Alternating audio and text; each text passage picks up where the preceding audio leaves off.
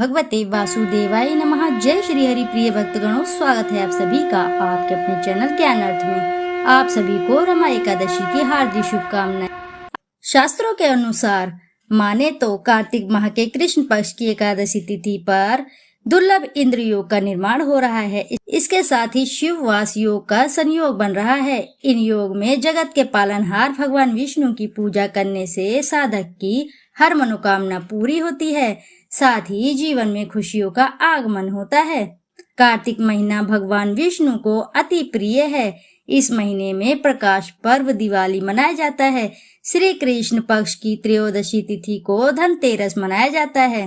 कार्तिक का महीना भगवान विष्णु को समर्पित होता है। इस महीने में प्रतिदिन भगवान विष्णु संग तुलसी माता की पूजा की जाती है। कार्तिक मास में जगत के पालनहार भगवान विष्णु योग निद्रा से जागृत होते हैं। इस शुभ अवसर पर देव उठनी एकादशी मनाई जाती है। इससे पूर्व कार्तिक माह के कृष्ण पक्ष की 10वीं तिथि के अगले दिन रमा एकादशी मनाई जाती है। इस दिन भगवान विष्णु की पूजा की जाती है, साथ ही एकादशी का व्रत रखा जाता है।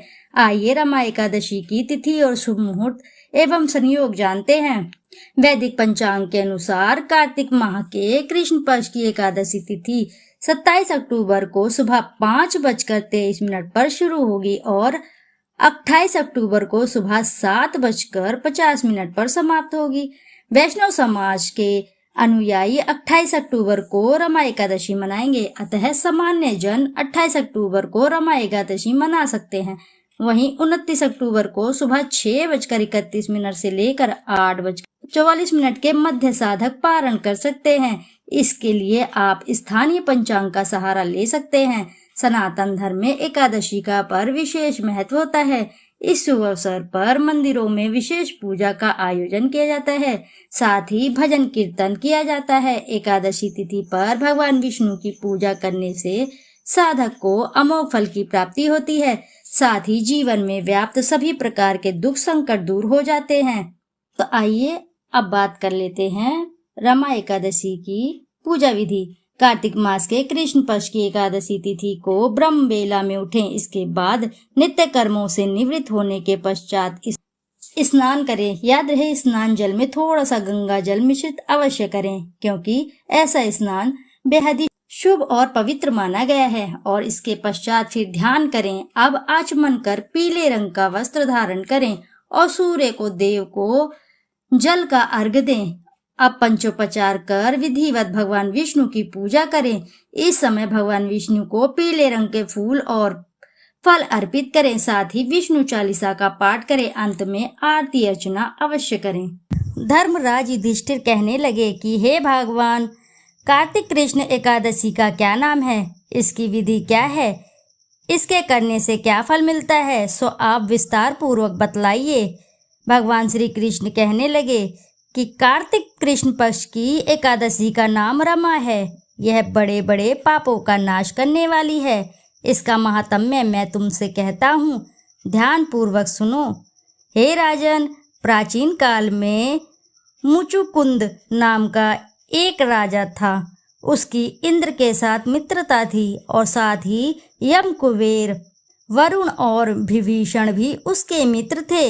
यह राजा बड़ा धर्मात्मा, विष्णु भक्त और न्याय के साथ राज करता था। उस राजा की एक कन्या थी जिसका नाम चंद्रभागा था।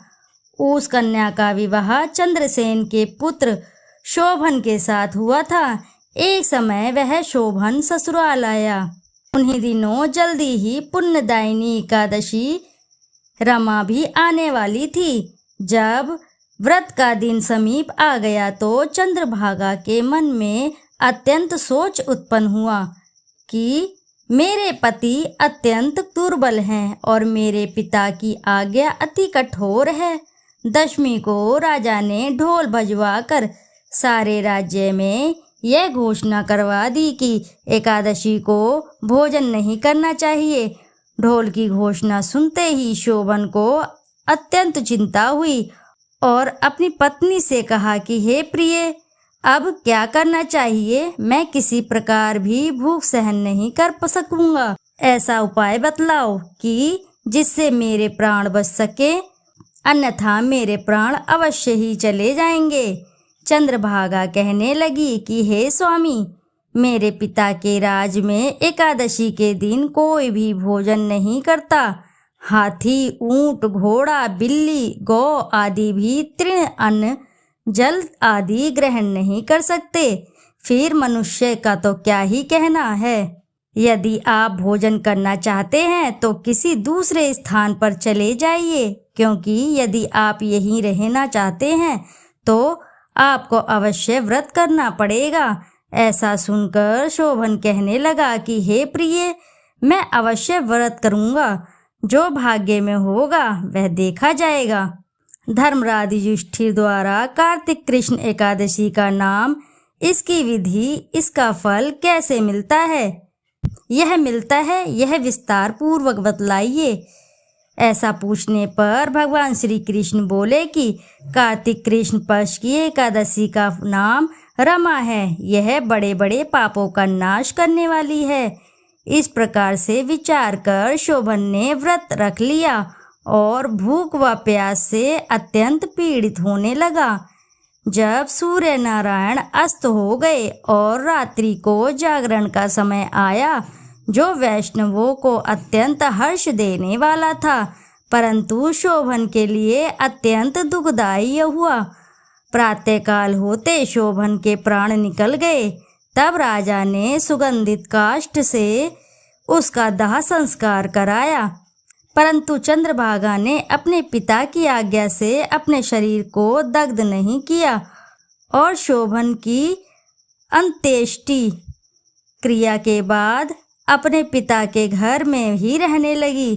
रमा एकादशी के प्रभाव से शोभन को मंदराचल पर्वत पर धन धान्य से युक्त तथा शत्रुओं से रहित एक सुंदर देवपुर प्राप्त हुआ।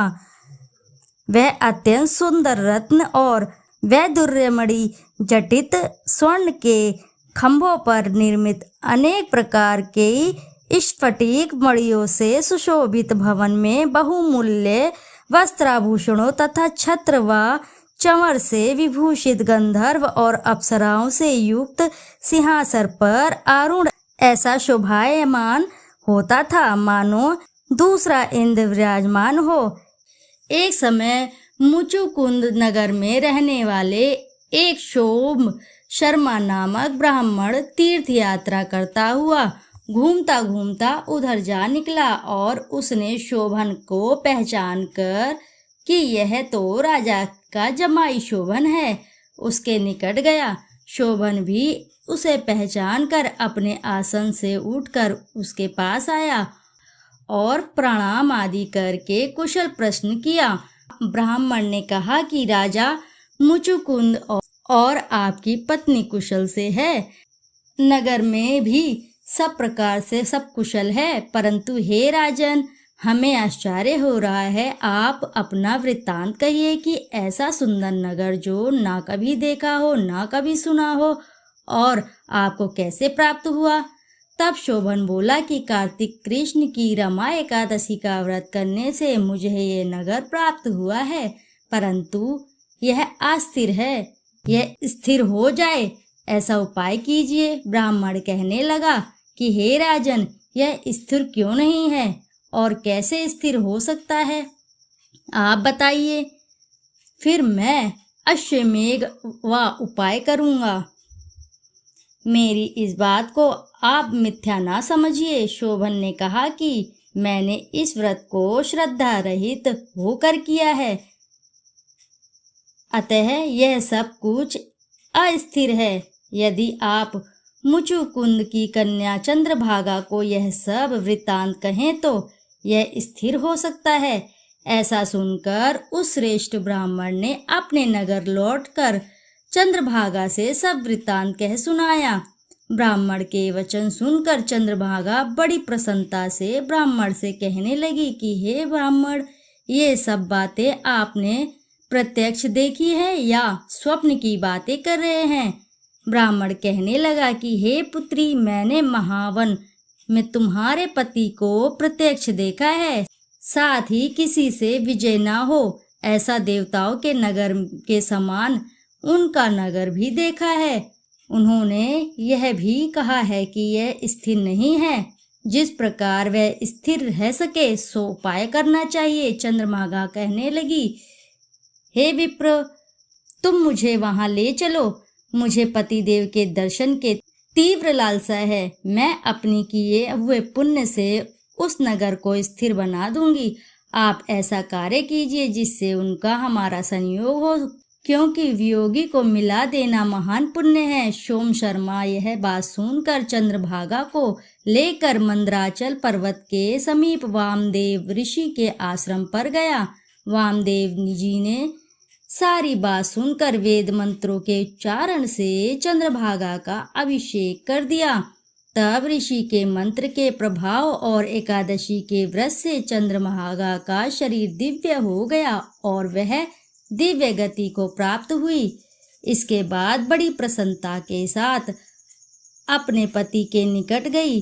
अपनी प्रिय पत्नी को आते देखकर शोभन अति प्रसन्न हुआ और उसे बुलाकर अपनी बाईं तरफ बिठा लिया। चंद्रभागा कहने लगी कि हे प्राणनाथ, आप मेरे पुण्य को ग्रहण कीजिए। अपने पिता के घर जब मैं 8 वर्ष की थी तब से विधि पूर्वक एकादशी का व्रत को श्रद्धा पूर्वक करती आ रही हूँ। इस पुण्य के प्रताप से आपका यह नगर स्थिर हो जाएगा तथा समस्त कर्मों से युक्त होकर प्रलय के अंत तक रहेगा। इस प्रकार चंद्रभागा ने दिव्य आभूषणों और वस्त्रों से सुसज्जित होकर अपने पति के साथ आनंद पूर्वक रहने लगी। हे राजन, यह मैंने रमा एकादशी का व्रत का महात्म्य कहा है। जो मनुष्य इस व्रत को करते हैं उनके ब्रह्म इत्यादि समस्त पाप नष्ट हो जाते हैं। कृष्ण पक्ष और शुक्ल पक्ष दोनों की ही एकादशियां समान हैं। इनमें भी कोई भेदभाव नहीं है, दोनों समान फल देती हैं। जो मनुष्य इस महात्म्य को पढ़ते अथवा सुनते हैं वे समस्त पापों से छूटकर विष्णु लोक को प्राप्त होते हैं। इति शुभम। प्रेम से बोलिए प्रिय भक्तगणों, जय श्री लक्ष्मी नारायण की जय। जानकारी आपको अच्छी लगती है तो वीडियो जरूर लाइक करें, साथ ही चैनल को सब्सक्राइब करें और एक बार अपनी सच्ची श्रद्धा से कमेंट बॉक्स में जरूर लिख दें जय श्री लक्ष्मी नारायण। फिर मिलते हैं आपसे ऐसी किसी नई जानकारी के साथ। जब तक के लिए नमस्कार।